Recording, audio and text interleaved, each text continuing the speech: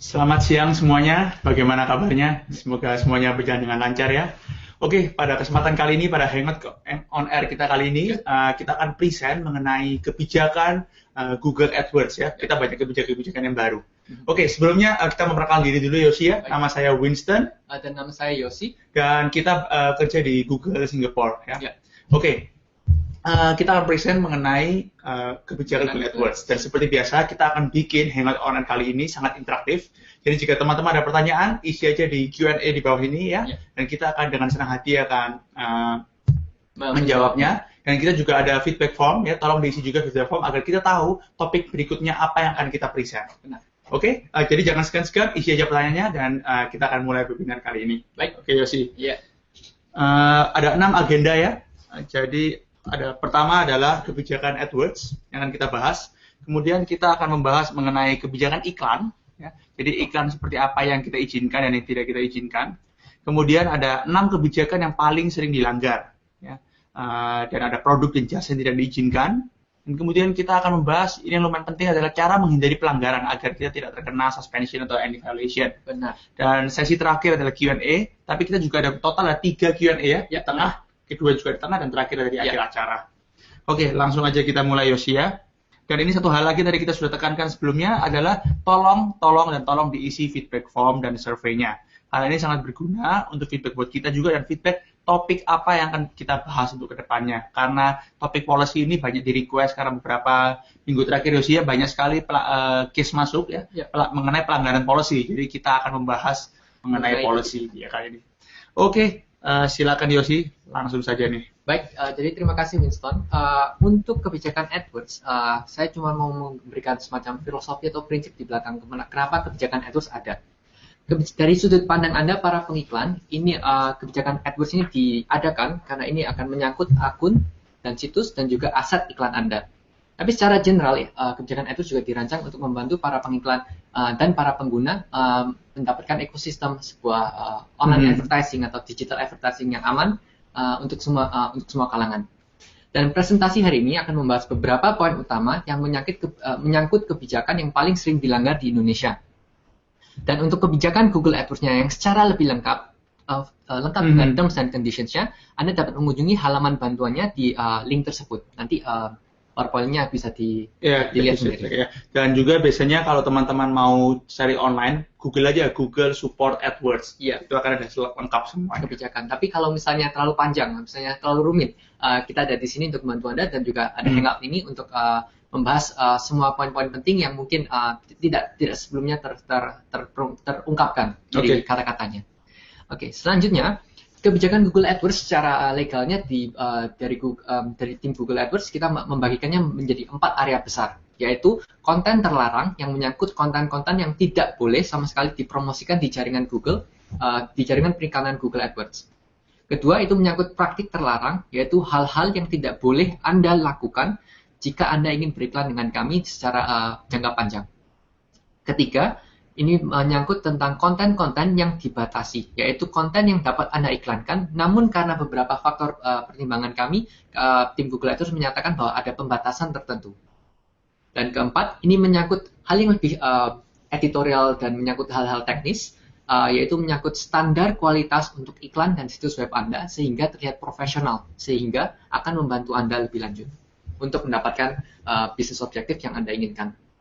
Oke, mantap sekali Yosi ya. Dan setelah itu Yosi telah membahas secara general ya, apa itu kebijakan AdWords. Dan setelah ini kita akan membahas mengenai kebijakan iklan. Tapi sebelumnya Yosi, saya ingin mengucapkan selamat datang bagi teman-teman yang baru saja ikut join. Ada beberapa lagi ikut join. Dan kalau misalnya teman-teman ketinggalan 5 menit pertama, nanti dapat ditonton lagi YouTube-nya. Kita akan otomatis recorded dan teman-teman dapat menonton YouTube-nya tentang webinar ini seluruhnya. Cuma lebih baik live, Yosi ya, karena mereka bisa menanyakan pertanyaan. Jika ada pertanyaan, kita nanti akan menjawab. Benar-benar kita encourage tanya aja pertanyaan sebanyak mungkin. Kita akan berusaha untuk menjawabnya dalam sesi Q&A. Benar. Oke, langsung aja kita ke next topic Yosi ya, kebijakan iklan. Oke, kebijakan iklan. Ada 5 kebijakan iklan yang ingin saya tekankan, yang ingin kami tekankan pada presentasi kali ini. Pertama adalah pancingan mengeklik atau image trick to click. Kedua adalah editorial. Ketiga adalah kapitalisasi. keempat adalah URL tayangan, dan terakhir adalah nomor telepon dalam teks iklan. Oke, jadi 5 ini yang sangat sering dilanggar, ya, dan kita akan coba membahasnya lebih dalam. Dan ini sebagai informasi aja, sebagian besar iklan akan ditinjau dalam waktu kurang dari 24 jam. Dan lebih dari hampir semuanya kita bisa tinjau dalam waktu kurang dari 4 jam ya. Tapi kita kasih jangka waktu bisa 24 jam untuk iklan-iklan tidak sensitif. Ya, iklan sensitif itu biasanya yang lebih berbau dewasa atau obat-obatan, kita butuh waktu lebih dalam. Oke, langsung aja kita bahas. Yang pertama adalah kebijakan pancingan mengklik atau image click to click. Oke, jadi Google tidak mengizinkan perilaku iklan yang memancing pengguna untuk mengklik iklan. Ya. Contohnya iklan yang menyerupai peringatan sistem atau situs, iklan yang meniru atau menyerupai kotak dialog, pesan kesalahan dan lain-lain. Contohnya misalnya Mac Anda sedang rusak, ya kan? Bersihkan Mac Anda sekarang, ya. Kesannya kayak Mac Anda sedang terkena virus, padahalnya nggak ada virusnya. Tapi itu kita tidak izinkan di Google. Jadi jika lihat ada iklan tersebut itu bukan dari Google. Ya, karena kita mau menjaga transparansi antara iklan mungkin ya. Jadi kalau orang mengklik tahu itu untuk apa dan tidak dan fokus kita selalu di user experience, ya kan? User experience. Dan yang terakhir adalah iklan tidak membedakan secara jelas antara iklan dengan konten. Jadi teman-teman dapat lihat ya di bawah ini, di bawah slides-nya itu ada beberapa contoh. Itu kita tidak izinkan sama sekali. Contohnya, kita bisa download. Hanya download dan hanya ada lambang download. Apa yang di-download tidak jelas. Apa yang mau di-play juga nggak jelas. Apa yang mau full upload juga nggak jelas. Jadi iklan gini pasti 100% kita tolak. Jadi jangan dibuat iklan seperti ini. Dan selain itu juga untuk dari persepsi pengiklan, kalau misalnya ada pengguna yang mengklik hal ini, kita lihat jangka panjangnya juga mungkin tidak akan berguna untuk bisnisnya Anda. Karena orang yang terbawa mungkin tidak berniat untuk mendapatkan produk Anda, namun karena terpancing, karena ada trik ini, makanya dia mengklik. Jadi kan jangka panjangnya juga tidak bagus untuk bisnisnya Anda. Oke, benar sekali. Dan berikutnya image click to click yang kedua adalah iklan harus dapat dibedakan secara jelas sebagai iklan dan terpisah dari konten halaman. Ya, oleh sebab itu, background iklan memiliki tampilan nuansa yang mudah dibedakan. Kemudian merek logo ya atau nama dapat diidentifikasi dengan jelas. Dan kemudian Anda bisa menambahkan batas garis yang jelas dengan warna yang berkontras dengan background iklan. Ya, untuk iklan dengan background hitam, putih, transparan. Contohnya, kalau misalnya ada suatu produk, ya, kalau misalnya nama produknya kecil, kayak nggak kelihatan, misalnya games, produk kita sebetulnya iklan buat games, ya kan, misalnya 728 kali 90. Setelah itu tidak ada nama gamesnya, hanya ada download now, download to play now, kita tidak izinkan. Jadi download to play now boleh, ya, tapi harus kecil.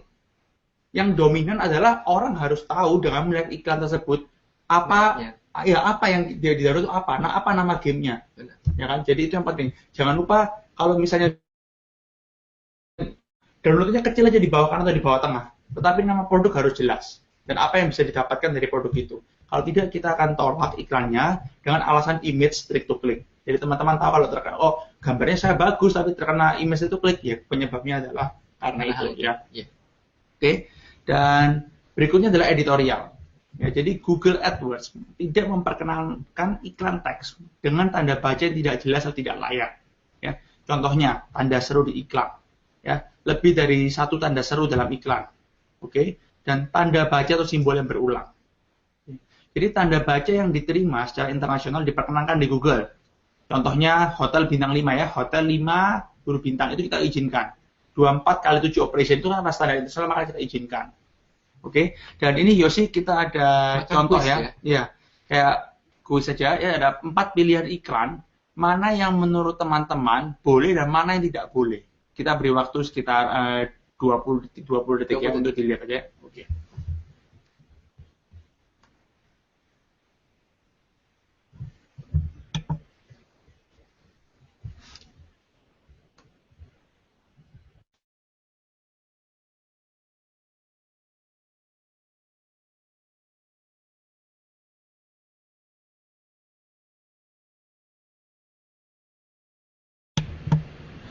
Oke, ya. Jadi sekarang ada 4, kita bahas satu-satu ya. Iya. Pertama kita bahas yang terakhir dulu, yang D. Ini yang D. Beli HP asli, murah meriah, kurang dari 10 M. Klik di sini sekarang. Oke, kenapa nggak boleh? Karena ada kata klik di sini. Itu kita tidak izinkan ya. Klik di sini itu kita tidak boleh. Tidak boleh ada kata klik di sini untuk iklan teks. Kalau iklan display boleh, tapi iklan teks nggak boleh. Sekarang yang C. sama mirip. Apa yang bikin nggak boleh adalah ini ada dua mungkin Yosi ya. Mungkin ini juga tidak boleh ya. Anda ini. Oke, pertama adalah iPhone. Ya, iPhone itu sudah di-trademark oleh Apple. Jadi tidak bisa kecuali Anda adalah authorized reseller atau distributor. Oke. Kemudian yang kedua adalah murahnya. Itu kena capitalization. Huruf besar semua. Nanti akan kita bahas setelah ini capitalization. Dan yang ketiga adalah ini tanda kurang. Tanda kurang. Ya, tanda kurang itu tidak boleh. Oke. Dan yang B, kenapa? Nah, ini yang bikin nggak boleh adalah judulnya. Oke, judulnya besar kecil itu kita bisa kategorikan sebagai character obfuscation. Jadi itu kita tidak izinkan juga. Oke, ini ada beberapa jawaban. Ini ada yang benar, ada yang salah. Oke, jadi yang benar adalah A. Oke, kalau A itu boleh. Ya, beli HP asli murah kurang dari 10M, populer bagi remaja, tidak ada masalah sama sekali. Jadi B, C, D nggak bisa karena bisa. Beberapa alasan tertentu. Oke, terima kasih. Sekarang kita akan lanjut ke kategori berikutnya adalah kapitalisasi, seperti contoh kita tadi ya. Oke, berikut beberapa contoh hal yang tidak kami izinkan pada teks iklan dan URL tayangan. Oke, kapitalisasi yang berlebihan, seperti kata atau frasa yang semuanya ditulis dalam huruf besar. Misalnya gratis atau asli. Huruf besar dan kecil yang berselingan ya. Itu berseling dalam kata-kata seperti pengiriman gratis. Kayak contohnya tadi ya, beli HP asli tidak boleh. Oke. Tapi kita ada pengecualian ya. Pengecualian adalah huruf besar seluruhnya diizinkan pada iklan dalam situasi berikut. Apa contohnya? Merek dagang, nama merek atau nama produk. Seperti AdWords, karena memang A dan W-nya diregister dengan huruf A dan W-nya besar.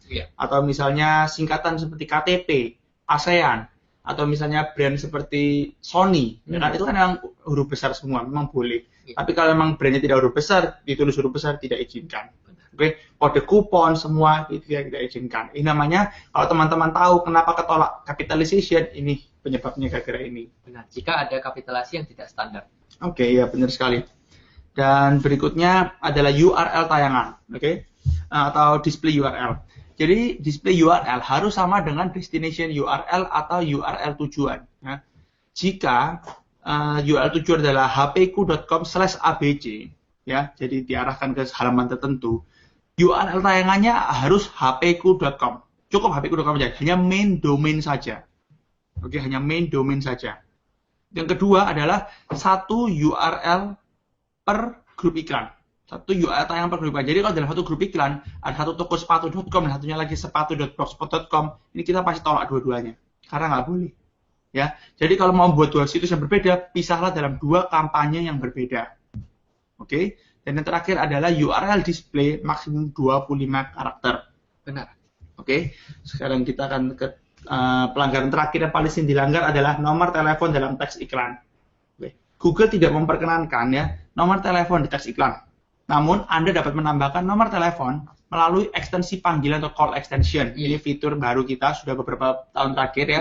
Kita ada namanya call extension, ini boleh. Tapi tidak boleh ditaruh di baris pertama atau baris kedua iklan. Contohnya teman-teman dapat lihat di sini. Beli handphone asli, murah dan populer, dimasukkan nomor HP-nya. Memang tujuannya bagus ya, agar supaya orang bisa kontak. Tetapi justru kita bilang gunakanlah fitur ekstensi panggilan ya. Jadi bisa beli handphone asli, murah dan populer, ini bisa ditambahin satu baris lagi benernya. Misalnya garansi pengiriman gratis, misalnya seperti itu. Lalu nomor teleponnya, justru lebih bagus buat teman-teman sekalian. Dan salah satu keuntungan lain dari ekstensi panggilan juga bisa namanya di-track ya, atau bisa diukur. Jadi kalau misalnya orang mengklik di ekstensi panggilannya, itu orangnya akan langsung nelpon nomor Anda. Selain itu, semuanya terrecord. Iya, terrecord. Jadi bisa ter-track berapa banyak telepon yang masuk jika call ekstensinya muncul. Oke, jadi jangan masukkan nomor telepon dalam teks iklan, itu pasti akan ditolak. Oke, kita akan membahas mengenai 6 kebijakan yang paling sering dilanggar ya. Jadi sebentar kita akan munculkan muka kita dulu. Oke, jadi itu sudah kita bahas 2 topik pertama ya teman-teman sekalian ya. Setelah ini kita membahas 6 kebijakan yang paling sering dilanggar. Dan setelah itu kita juga membahas hal lainnya dan kita encourage teman-teman untuk melakukan pertanyaan. Tanya aja di Q&A ya, tanya aja, ketik aja di situ, nanti kita akan membahasnya. Oke? Dan jika teman-teman yang baru datang dan miss sebagian dari 20 menit pertama, itu dapat tonton YouTube-nya. Kita ada YouTube-nya, teman-teman dapat melihat siaran ulangnya. Ya, Dan juga webinar-webinar kita sebelumnya juga. Benar. Jadi kita ada satu seri semuanya Hangout on Air dari tim Google AdWords Indonesia. Jadi kalau misalnya dari kebijakan ini ada pertanyaan misalnya mengenai AdWords, mengenai Analytics, itu semua sudah kita bahas di sebelumnya. Dan semua ini akan secara otomatis dipublish ke YouTube. Oke, benar sekali. Oke, sekarang Yosi akan membahas mengenai 6 kebijakan yang paling sering dilanggar ya. Oke, jadi salah satu 6 kebijakan yang paling sering dilanggar di Indonesia ini menyangkut kebanyakan mengenai praktik terlarang. Nah, apa itu salah satu dari 6 kebijakan itu yang paling sering dilanggar yang akan saya bahas pertama adalah mengenai misrepresentasi. Dan kedua itu mengenai namanya miracle cure claim atau klaim-klaim obat ajaib. Dan yang ketiga juga akan mengenai asas perangkat lunak atau dalam bahasa Inggrisnya software principles, yaitu menyangkut situs-situs yang memperdagangkan software atau aplikasi. Keempat juga mengenai low value content atau konten yang dikategorikan sebagai low value untuk sementara ini. Kelima, itu menyangkut situs tidak bekerja. Dan keenam, itu menyangkut pengumpulan dan penggunaan data di situs. Oke, baik. Untuk yang pertama, kita akan melihat mengenai misrepresentasi atau klaim yang dikategorikan misleading. Jadi apa itu mengenai klaim misrepresentasi, Winston? Klaim misrepresentasi itu menyangkut klaim-klaim yang di situs yang dianggap kurang begitu bagus. Kenapa kurang begitu bagus? Karena kita Google AdWords menganjurkan agar pengiklan mempunyai klaim di situs yang dikategorikan sebagai relevan, realistis, dan juga harus ada, dan juga dapat dipercaya. Artinya, kita tidak mengizinkan jika ada klaim atau testimonial, misalnya banyak ada orang-orang yang dulu menggunakan produk, terus memberikan semacam testimonial di situsnya, itu tidak boleh ada yang namanya misleading atau menjanjikan hal-hal yang terlalu spesifik atau hasil permanen yang tidak realistis. Jadi kata permanen itu udah pasti nggak boleh ya. Saya sering lihat tuh biasanya kayak memutihkan kulit secara permanen, memerahkan bibir secara permanen, atau rambut panjang secara permanen. Itu nggak boleh. Iya, soalnya kita untuk keamanan pengguna kita tidak boleh semacam membohongi mereka atau misalnya memberikan mereka harapan yang terlalu berlebihan. Dan beberapa contoh yang bisa kita lihat di sini, contohnya kurangi berat badan 5 hingga 7 kg dalam 2 bulan. Ini termasuk kategori terlalu spesifik. Memutihkan putih secara permanen, yaitu contoh keduanya, itu juga dikategorikan sebagai pelanggaran misrepresentasi karena ada kata-kata permanennya. Karena kita tidak bisa menjanjikan kulitnya akan selalu putih secara permanen.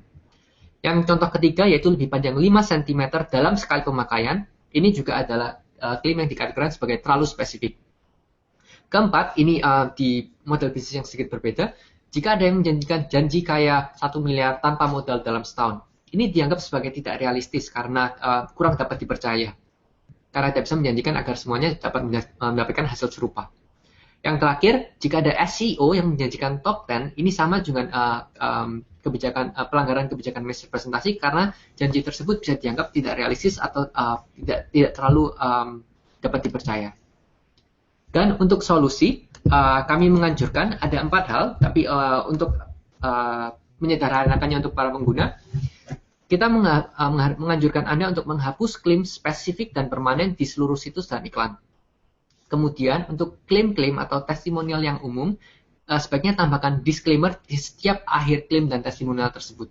Oke, bagus sekali ya. Jadi saya cuma menambahkan bahwa apa yang dimaksudkan klaim spesifik adalah misalnya itu contoh pertama, berat badan 5 kilo dalam 2 bulan itu spesifik, ada waktunya, ada hasilnya. Yeah. Itu kita tidak boleh. Yang kita boleh mana? Kita namanya klaim general. Artinya apa? Turun 5 kilo atau turun maksimal secara efektif dalam 2 bulan. Pilih salah satu itu boleh. Namun harus disertai disclaimer. Tetap ya. Jadi klaim spesifik tidak boleh. Terus ada pertanyaan, loh gimana kalau di testimoni? Itu boleh.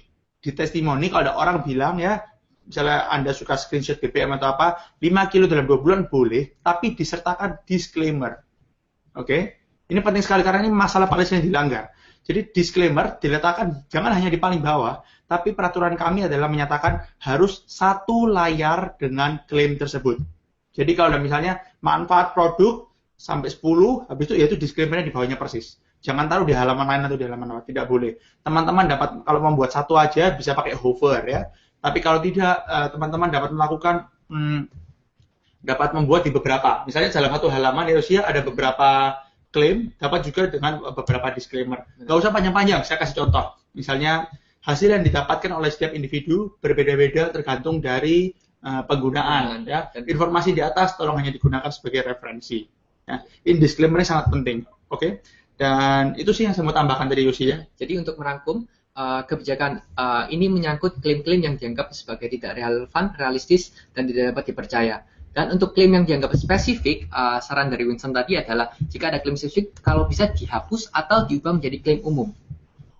Dan klaim yang spesifik itu kalau dikategorikan sebagai hal yang anggapannya terlalu banyak parameternya gitu. Dan untuk klaim permanen juga harus dihapus. Dan untuk klaim umum, seperti yang dibilang Winston, perlu disclaimer seperti hasil bisa berbeda untuk tiap individu, tergantung dari banyak faktor lainnya.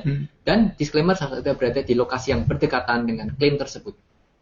Baik, jadi itu yang paling utama yang mau kita point out di sesi ini. Oke, kedua adalah ini menyangkut kebijakan misrepresentasi yang menyangkut klaim obat ajaib. Ini juga sama seperti sebelumnya, yaitu menyangkut klaim-klaim yang dianggap tidak realistis dan tidak memungkinkan. Contohnya adalah situs-situs yang menjual produk atau jasa terkait dengan penyakit degeneratif yang secara ilmiah atau saintifik belum dapat diobati atau dicegah. Contoh-contoh yang biasanya kami sering lihat adalah menyangkut menyembuhkan kanker, membunuh sel tumor, mengatasi hepatitis B dan C. Kata-kata yang kita etalisasi di sini adalah kata-kata yang kami anggap menjanjikan hasil yang terlalu muluk atau klaim yang terlalu tidak realistis, mencegah diabetes atau mengobati rematik atau menjadi solusi penyakit jantung dan stroke dan sebagainya. Dan solusi cepatnya adalah antara Anda bisa menghapus klaim bersifat klaim yang menyangkut sifat-sifat mencegah atau mengobati dari seluruh situs, atau Anda dapat menggantinya menjadi klaim yang mengatakan dalam teks iklannya atau dan teks situsnya, yaitu mempromosikan kemampuan produk untuk membantu proses perawatan dari penyakit tersebut. Jadi saya ulang, antara bisa dihapus klaim yang bersifat mencegah atau mengobati atau menjadi solusi dari seluruh situs, atau diubah menjadi membantu proses perawatan, misalnya membantu proses perawatan rematik. Itu boleh ya? Ya. Boleh. Jadi semoga itu bisa menjadi semacam klarifikasi untuk para pengiklan. Jadi kenapa kita ada namanya kebijakan representasi ini adalah kalau misalnya sakit perut atau pusing, minum Panadol, sakit perut apa? Beres. Ya, minum paracetamol apa semua beres. Tapi kalau kanker, obat ini dapat menyembuhkan kanker. Itu nggak mungkin misalnya karena sampai sekarang pun belum ada obat yang menyembuhkan kanker ya kan. Iya. Kalau misalnya kanker sudah sembuh ya nggak ada orang meninggal karena kanker. Jadi apa yang tujuannya adalah agar nanti suatu saat jika orang membeli produk Bapak, kemudian bersitegang dengan Bapak mengenai kenapa saya nggak sembuh?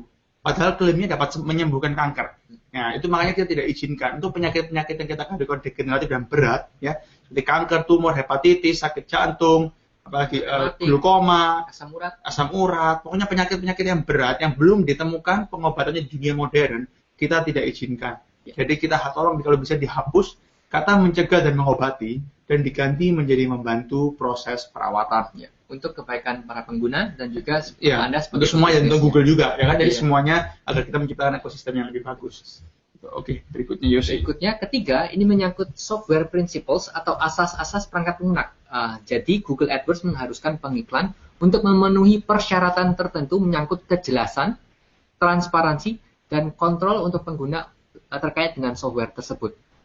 Contohnya, jika ada iklan dan situs web yang dirancang untuk mempromosikan software download atau aplikasi lainnya, yang bisa dilakukan jika pernah mendapatkan penangguhan karena software principles, ini artinya Anda dapat menambahkan beberapa hal berikut. Contohnya, hal-hal informasi mengenai about the product atau tentang produk tersebut. Juga bisa ditambahkan terms of conditions atau end user license agreement atau EULA gitu anggapannya. Terus juga harus ada instruksi mengenai cara menginstall dan juga yang paling penting cara menguninstall jika pengguna beranggapan software ini tidak lagi relevan untuk mereka. Keempat, juga harus ada informasi yang jelas mengenai download file name-nya di link download tersebut. Jadi pengguna tahu apa specifically yang mereka sedang akan di-download oleh mereka di situs tersebut. Dan terakhir, ini juga menyangkut informasi alamat fisikal dan informasi kontak perusahaan. Ini termasuk untuk hal-hal seperti yang berkaitan dengan misalnya kredit, finansial, meskipun tidak dibahas di sini, tapi informasi alamat dan informasi kontak perusahaan ini akan amat penting jika mereka membutuhkan bantuan dan juga jika mereka menginginkan klarifikasi selanjutnya. Jadi asas ini berlakukan untuk sekali lagi menjaga keamanan pengguna yang dapat mendapatkan kejelasan dan transparansi mengenai hal apa yang sedang mereka beli atau mereka transaksikan di sebuah dunia online di situs Anda. Oke, mantap sekali Yosi. Oke, jadi kita akan move on ke selanjutnya, yaitu mengenai low value content. Dan low value content ini mencakup iklan dan juga situs yang iklan-iklan yang mengarahkan pengunjung ke sebuah situs yang dianggap sebagai kurang memiliki konten yang unik. Contohnya di sebelah kiri adalah salah satu contoh sebuah situs yang berisi dengan sebuah konten mengenai wisata kafe Indonesia di www.tourcafeindonesia.com. Namun cuma ada satu di sebelah kiri atas itu yang berisikan konten yang relevan mengenai tour. Sisanya mengenai iklan, misalnya iklan laptop, iklan mengenai bola lampu, iklan mengenai kursi, jadi macam-macam. Di sebelah kanan ada wisata kafe Indonesia, di mana di sana tertuliskan www.tourcafeindonesia.com, berisikan dengan konten yang sebagian besar berisikan mengenai kafe, minuman, makanan yang relevan dengan iklan yang sudah disediakan, dan juga penuh dengan konten yang unik. Jadi dari sudut pandang para pemirsa, mana yang menurut Anda akan diizinkan di Google AdWords? Tentu saja, iklan yang di sebelah kiri tidak akan diizinkan, situs yang di sebelah kiri tidak diizinkan, namun yang kanan diizinkan karena di sana terdapat konten yang unik dengan rasio antara iklan dan konten yang cukup reasonable atau sensible. Dan untuk sebagai pedoman, ada 3 hal yang perlu diketahui jika jika situs Anda ditangguhkan karena low value content, yaitu pertama, coba buat konten yang unik dan tidak di copy paste dari situs lain. Misalnya, jika ada Anda melihat sebuah situs yang kelihatannya bagus, jadi saya copy paste artikelnya, saya paste di punya saya. Itu kan namanya menjiplak atau plagiarisme. Jadi sebaiknya untuk situs Anda sendiri, properti Anda sendiri, buatlah konten yang unik dan tidak copy paste dari sumber lain. Dan kedua, juga untuk mengenai display atau desainnya, perhatikan rasio antara iklan dan konten. Pastikan bahwa sebagian besar tujuan dari situs itu adalah untuk memberikan konten yang unik dan bermanfaat untuk para pengguna. Ketiga, juga perjelas model operasional bisnis Anda. Jika model operasional bisnis Anda bersifat tidak jujur atau tidak bagus, itu juga akan kita tangguhkan. Oleh sebab itu, mari kita maintain ekosistem yang bagus dengan memperjelas model operasional bisnis Anda, sehingga para pengguna yang mengunjungi situs Anda pun bisa mendapatkan informasi dan kejelasan dan kepercayaan diri ketika menggunakan situs Anda. Oke, benar sekali Yosi. Jadi itu tentang low value content ya. Sekarang kita akan membahas mengenai situs tidak bekerja. Ya, ini pelanggaran yang sebenarnya pengiklarannya nggak salah, tapi nggak sengaja melakukan pelanggaran ini. Artinya apa? Ini adalah Google AdWords tidak mengizinkan iklan yang mengarahkan ke situs yang tidak bekerja atau tidak memiliki domain yang valid. Ya. Contohnya seperti dapat teman-teman lihat adalah 404, the page cannot be found. Ini penyebabnya biasanya kenapa? Adalah pertama, domainnya mati, lupa di extend, ya, domainnya expired sehingga lupa di extend. Jadi situsnya nggak bisa dibuka. Dan yang kemudian yang kedua, misalnya hostingnya ada servernya di maintenance, ya, servernya di maintenance, misalnya 1 hari nggak bisa dibuka, sistem kalian berusaha crawl, gagal. Jadi kena juga situs tidak bekerja atau site not working. Atau yang ketiga misalnya hostingnya habis, expired, ya nggak di extend. Nah itu juga bisa terkena jadi problem. Jadi atau situsnya dalam perbaikan masih jadi belum live tapi sudah diiklan di AdWords, itu juga kena. Ya. Kenapa kita suspend situs yang seperti ini? Adalah ini demi kebaikan teman-teman sekalian. Jadi bayangkan, misalnya teman-teman memiliki iklan, orang mengklik iklan itu, calon pelanggan, tapi masuk ke situs the page cannot be found. Ya kan? Teman-teman terbayar, tapi nggak ada konversi atau nggak ada potensial online sales atau conversion. Jadi teman-teman yang bakal rugi sendiri dan buang-buang uang. Oleh sebab itu kita biasanya situsnya kita stop dulu, kita suspend dulu. Sampai teman-teman beres, nanti baru kita lanjutkan lagi. Jadi sarannya ya Yosi ya buat ke depan adalah jika ada tahu bahwa ada servernya ada maintenance besok, iklannya campaign-nya di pause dulu, ya. Campaign-nya di pause dulu biar nanti bisa jalan lagi habis itu. Jadi untuk mencegah ya. Iya, benar sekali. Iklan juga mengalami inconveniences atau ketidaknyamanan ke depannya untuk di Google AdWords-nya dan juga untuk situsnya. Benar sekali. Okay. Dan berikutnya adalah pengumpulan dan penggunaan data yang tidak bertanggung jawab ya. Ini juga lumayan sering terjadi. Contohnya dapat teman-teman lihat alasannya kenapa adalah keamanan pengguna. Seperti biasa, user experience tetap menjadi alasan. Oke. Contoh informasi sensitif karena Google tidak mengizinkan informasi yang sensitif. Contoh informasi sensitif itu dapat berupa rekening bank, nomor KTP, nomor paspor, pokoknya hal-hal yang bersifat personal dan konfidensial, tetapi kita tidak izinkan. Dan cara untuk memperbaikinya gampang sekali. Adalah gunakan SSL Certificate atau HTTPS, artinya page-nya secure. Ketika situs Anda mengumpulkan informasi yang bersifat sensitif. Oke, ini tujuannya apa? Agar ketika orang menyampaikan informasi seperti kartu kredit, seperti nomor KTP, ini kan sensitif sekali, bisa disalahgunakan. Jika tidak secure, akan ada pihak-pihak yang tidak bertanggung jawab yang dapat mengambil data tersebut. Oleh sebab itu, syarat kami jika meminta informasi seperti ini adalah gunakan SSL atau HTTPS. Itu sekitar ya 100-200 ribu per tahunnya kok. Bisa minta ke hostingnya, diinstalkan. Mungkin selain itu juga kalau misalnya secara general jika informasi tersebut tidak krusial atau tidak terlalu kritikal, kita akan menganjurkan pemirsa untuk pengiklan untuk sebaiknya jangan meminta informasi yang terlalu sensitif karena jika tidak diperlukan. Jadi sekali lagi permintaan informasi, request informasi tersebut jika memang sangat diperlukan baru bisa dipasang atau diminta di situsnya, kemudian pasang SSL. Namun jika tidak diperlukan, saran kami terbagus adalah sebaiknya jangan altogether meminta informasi-informasi yang bisa disalahgunakan oleh orang. Karena kalau misalnya orang memasukkannya di situsnya Anda misalnya, lalu informasi tersebut karena keamanan yang kurang begitu canggih atau kurang begitu lengkap diambil oleh pengguna, yang akan disalahkan juga kemungkinan besar akan adalah pengiklan atau pemilik situs tersebut yang tidak secara hati-hati menjadi good steward dari informasi tersebut. Jadi kalau bisa, kalau tidak perlukan, jangan diminta saja. Oke, benar sekali. Dan berikutnya adalah data untuk remarketing ya, atau pemasaran ulang. Jadi produk ini terkait dengan permintaan informasi yang sebelumnya ya. Iya. Oke. Jadi ada beberapa produk yang kita tidak izinkan ya.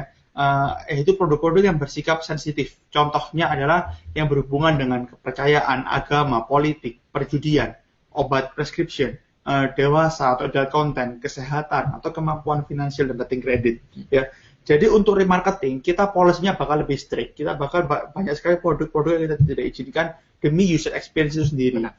Contohnya yang mungkin teman-teman bertanya kenapa nggak boleh adalah seperti shampoo anti ketombe. Kita tidak izinkan untuk remarketing. Iklan display, iklan search boleh. Tapi iklan remarketing kita tidak izinkan. Kenapa? Karena itu bersikap sensitif. Jadi kalau muncul, itu mungkin bagi sebagian orang tidak apa-apa. Tapi bagi sebagian orang itu bisa offended. Ya kan, loh. Ini kenapa saya dikejar-kejar iklan anti ketombe terus, padahal saya cuma cari sekali. Karena ini adalah informasi yang dianggap personal dan bisa diidentifikasikan kembali ke orang tersebut. Iya, atau misalnya obat pengurus badan. Iya.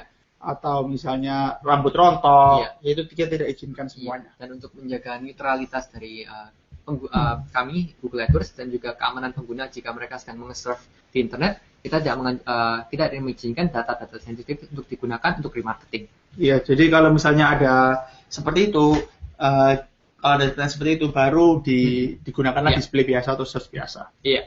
Oke, ini kita akan berikutnya adalah sesi Q&A. Jika ada. Oke, teman-teman sekalian, kita benar-benar encourage tolong isi pertanyaan ya. Meskipun kita tahu topiknya policy, biasanya kalau policy itu selalu pertanyaannya kurang terlalu banyak. Kalau topiknya tentang remarketing, conversion semuanya masuk semua. Tapi kita encourage kalau ada yang kurang jelas, tolong tanyakan aja ya. Kita akan berusaha akan menjawabnya Yosi ya. Oke, sebentar kita akan kasih waktu sekitar 1 menit dulu ya untuk mengumpulkan pertanyaannya. Oke.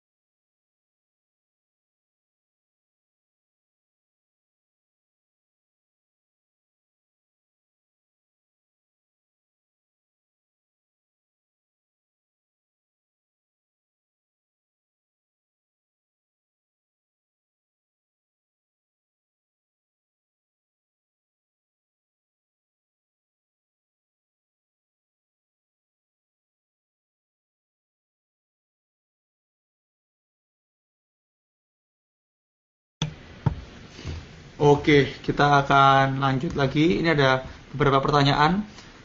Waduh, ada pertanyaan yang kurang relevan juga, tapi nggak apa-apa. Oke, jadi ini pertama saya akan baca dulu untuk Bapak Erwin ya. Bagaimana cara agar iklan lebih efektif dan lebih efektif dan efisien. Ini banyak sekali caranya ya. Ini maaf sekali agak tidak berhubungan dengan webinar kita kali ini. Cuman Bapak Erwin, tolong kontak kami secara langsung dan kita akan memberikan personal optimization tips kepada Bapak Erwin dan akunnya biar lebih relevan.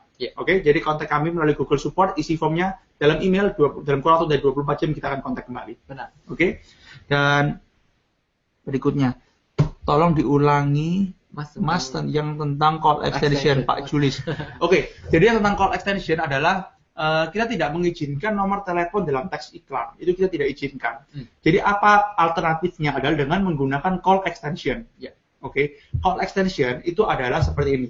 Headlines, baris pertama, baris kedua, URL, call extension setelah itu. Jadi kalau orang membuka dari handphone ya, di telepon langsung bisa menyambung, langsung diklik. Dan dikenakan biaya berapa sama dengan biaya klik ya, CPC biayanya. Dan orang bisa langsung telepon. Jadi itu kelebihannya call extension. Dan call extension juga bisa ditandai atau bisa diketahui, dinotis dengan jelas karena itu akan berwarna biru. Yaitu itu sebuah link, jadi akan bisa lebih jelas kelihatan oleh para pengguna.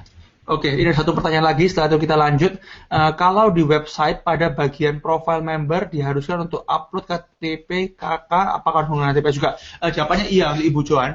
Meskipun harus upload data sesuatu atau apapun, pokoknya apapun yang berhubungan dengan sesuatu yang personal dan konfidensial dan bersifat sensitif, kita menyarankan untuk menggunakan HTTPS atau SSL certificate. Karena itu menyangkut perpindahan data dari komputernya para profile membernya menjadi ke punya servernya Anda. Dan pada perjalanan itu ada kemungkinan bisa direkas atau dihack oleh orang, dan kita mau menjaga agar itu tidak terjadi melalui pengamanan tambahan. Oke, thank you. Dan sekarang berikutnya kita akan lanjutkan Yosi ya. Tetap kasih pertanyaan ya teman-teman sekalian.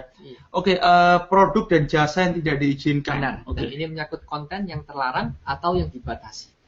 Jadi ini sebenarnya cukup logical atau cukup sensible. Ini sebenarnya tidak something yang out of the blue.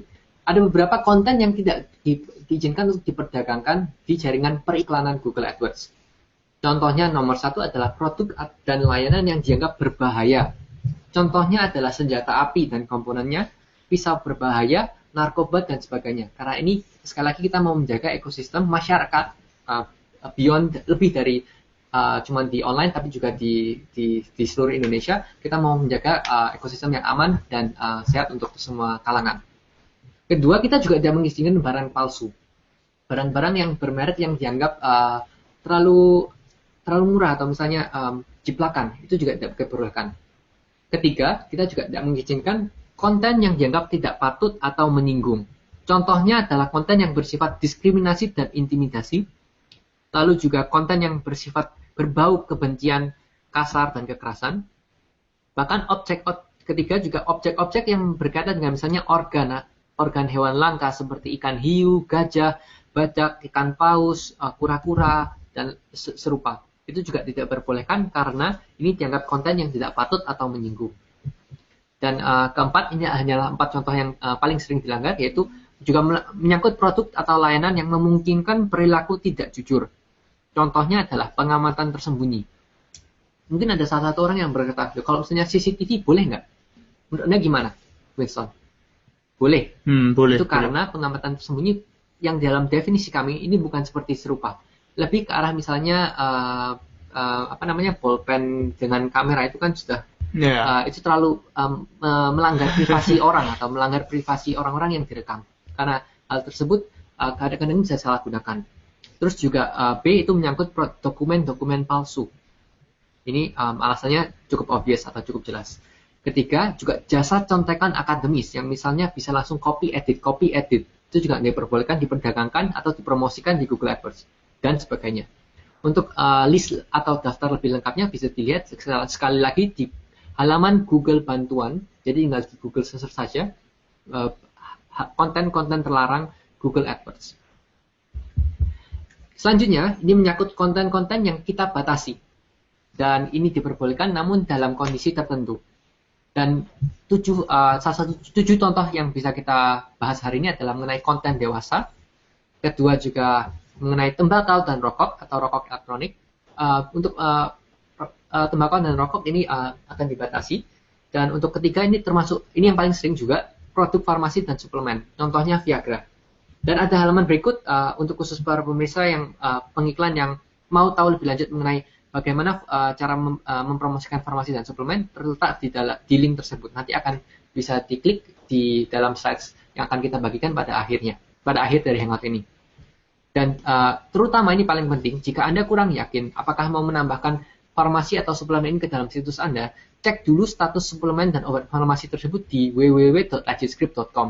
Ini sebuah online directory online yang digunakan secara global untuk mengecek bagaimana status kelegalitasan dan keamanan dari obat dan farmasi tersebut. Jadi ada yang mungkin diboleh di beberapa negara, ada yang mungkin cuma diperbolehkan di negara-negara tertentu. Jadi ini yang perlu Anda cek sebelum menambahkan produk farmasi dan suplemen tersebut ke dalam situs Anda dan dipromosikan ke Google AdWords. Keempat yang juga tidak diperbolehkan adalah judi, baik judi bola, judi ayam atau lain-lainnya, offline dan online, tidak diperbolehkan. Kelima, mengenai alkohol dan aksesoris alkohol, termasuk pembuka botol juga. Karena negara Indonesia negara muslim dan kita tidak mengizinkan alkohol untuk dipromosi. Iya. Keenam adalah konten politik, dan ketujuh adalah konten hak cipta dan merek dagang. Oke, benar sekali. Dan berikutnya kita akan membahas yang topik terakhir adalah cara menghindari pelanggaran. Tapi sebelumnya, untuk teman-teman yang harus pergi, saya bilang jangan dulu. Dan kalau misalnya harus pergi, sekarang urgent ada meeting atau bagaimana, tolong diisi surveinya, karena jika tidak diisi feedback formnya, kita tidak akan bisa membagikan alamat email Anda. Slides-nya itu. Slides hanya akan dibagikan kepada teman-teman yang mengisi feedback form tersebut. Dan meninggalkan alamat emailnya di akhir survei feedback itu, sehingga kita bisa mengirimkannya secara personal dan individu ke Anda. Oke. Dan cara menghindari pelanggaran. Ini penting, pertama adalah yang paling sederhana adalah manfaatkan halaman bantuan atau help center resources. Karena sebenarnya semua policy kita, saran-saran, dan tips optimasi, semuanya ada di help center dari AdWords itu sendiri. Oke? Dan juga pastikan bahwa situs atau akun Anda mengikuti kebijakan Google AdWords ya. Jadi gunakanlah help center resource, benar-benar maksimalkan help center resource itu. Oke? Dan berikutnya adalah ini adalah sedikit proses yang teman-teman dapat tahu ketika situs atau iklan Anda melanggar kebijakan. Oke?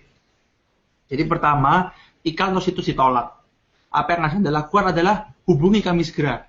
Oke? Setelah itu kita akan mengkontak teman-teman dan lakukan perbaikan dan hubungi kami kembali. Setelah itu, kita ada tim spesialis, jadi ada tim khusus yang akan meninjau ulang iklan atau situs Anda. Oke? Dan jika sudah tidak ada pelanggaran, tim spesialis akan melepas situs atau akun Anda dan iklan atau situs Anda akan berjalan kembali. Jadi ini sekilas prosesnya.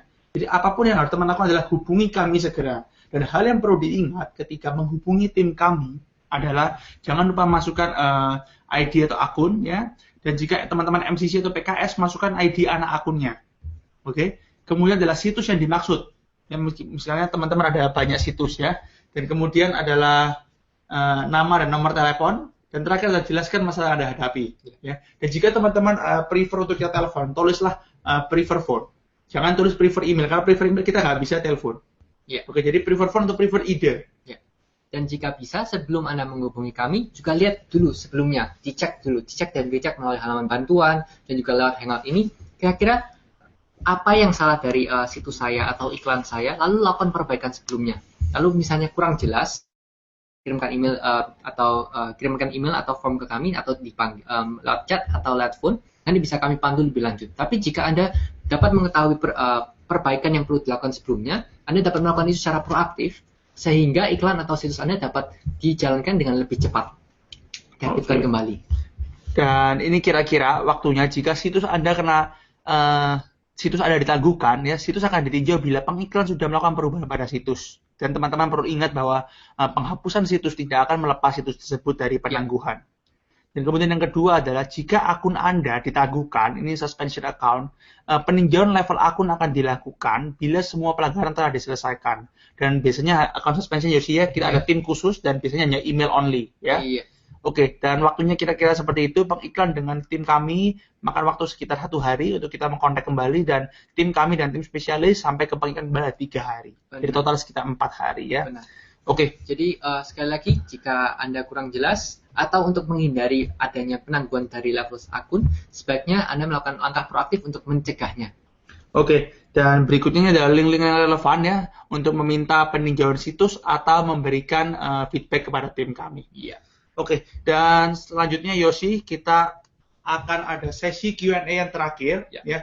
Jadi teman-teman tolong tanya pertanyaan sebanyak-banyaknya. Kita akan berusaha menjawab, kita ada 5 menit untuk menjawab pertanyaan ya, dan jangan lupa tolong diisi survei ya. Feedback formnya perlu diisi, karena kalau teman-teman mau slides-nya, teman-teman harus mengisi feedback formnya agar kita akan mengirimkan lewat alamat email yang dicantumkan pada akhir survei feedback tersebut. Kalau ada topik-topik yang teman-teman inginkan, tulis saja di situ. Feedback apapun kita terima. Jadi kita bisa mendengar dari Anda dan mendapatkan respon, dan juga mungkin bisa mengcater atau menspesifikasikan hangout selanjutnya sesuai dengan permintaan Anda. Oke, sekarang kita akan beri waktu sekitar 1 menit untuk teman-teman mengumpulkan pertanyaan, dan kita akan kembali dalam 1 menit lagi. Baik, thank you.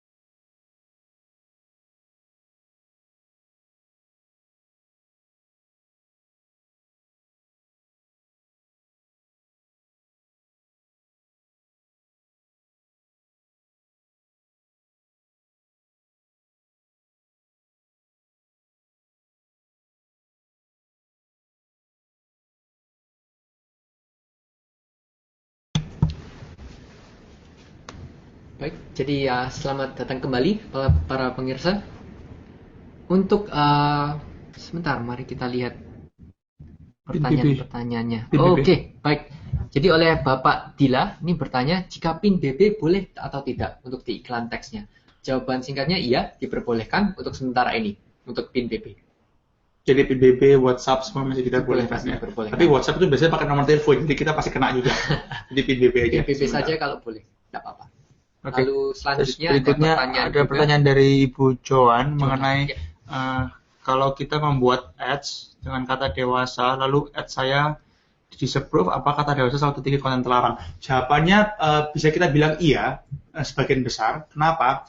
Karena kalau misalnya dewasa biasanya identik dengan konten-konten dewasa. Jadi untuk sementara ini dibatasi, jadi akan memerlukan waktu review yang lebih lama. Ya kan, karena kita sehari terima dari Indonesia sendiri mungkin puluhan ribu atau puluhan ribu iklan. Jadi ya itu dari sistemnya. Jadi kalau mau hindari kata dewasa, kalau produknya tidak ada hubungan. Tetapi kalau memang Ibu Joan perlu untuk kliennya, gunakanlah nggak apa-apa. Tetapi kita akan membutuhkan waktu lebih untuk reviewnya. Dan sekali lagi jika kurang jelas atau misalnya perlu konsultasi lebih lanjut, kabari kami dan kami bisa membantu dengan lebih detail dan juga lebih mendalam.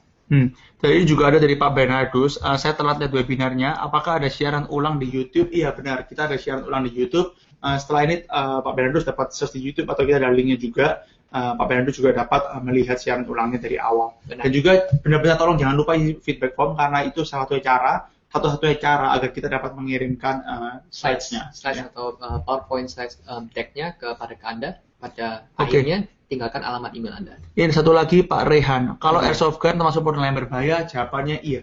Jadi airsoft gun kita tidak izinkan. Karena itu bisa digunakan untuk membahayakan diri atau orang lain. Ya, jadi airsoft friendly tidak izinkan. Ini apa ini sebentar, Pak Abdul. Untuk beda negara, apakah kita harus ikan beda bahasa juga? Ya, kalau misalnya targetnya negara Jepang, ya harus beda Pak, karena mereka bahasa Jepang. Kalau Indonesia, ya sebagian besar pakai bahasa Indonesia 90%, tapi kadang bahasa Inggris masih boleh ya, jika targetkan seperti hotel di Bali atau seperti apa. Tapi iya, kalau lebih bagus dipisah ya, dipisah biar bisa lebih target dan lebih spesifik. Tidak menyangkut kebijakan, lebih ke arah cara mendapatkan returns on investment atau performa kinerja yang lebih bagus. Oke, Pak Makrus, akunnya kena suspend. Oke, Pak Makrus, silakan kirim email ya. Kita akan cek, ada timnya khususnya yang bakal mengecek tentang account suspension. Kemudian, oke, sudah. Ini dulu sih Yosi ya. Sudah tidak pertanyaan lagi ya. Oke, jadi nanti ke depannya kita akan ada berikutnya dalam bulan depan ya, bulan Januari untuk 2014 kita akan menutup dengan hangout kebijakan policy ya. Dan teman-teman jika masih ada pertanyaan, tolong kirimkan email, jangan di-reply lagi. Ini setelah ini kita sudah selesai. Jadi tolong kirimkan email, kita akan dengan hati berusaha untuk menjawabnya dalam waktu kurang dari 24 jam. Kita akan berusaha dalam 24 jam ya. Itu aja sih Yosi. Terima kasih teman-teman atas perhatiannya. Kita akan jumpa lagi dan sampai jumpa di berikutnya. Thank you. Terima kasih.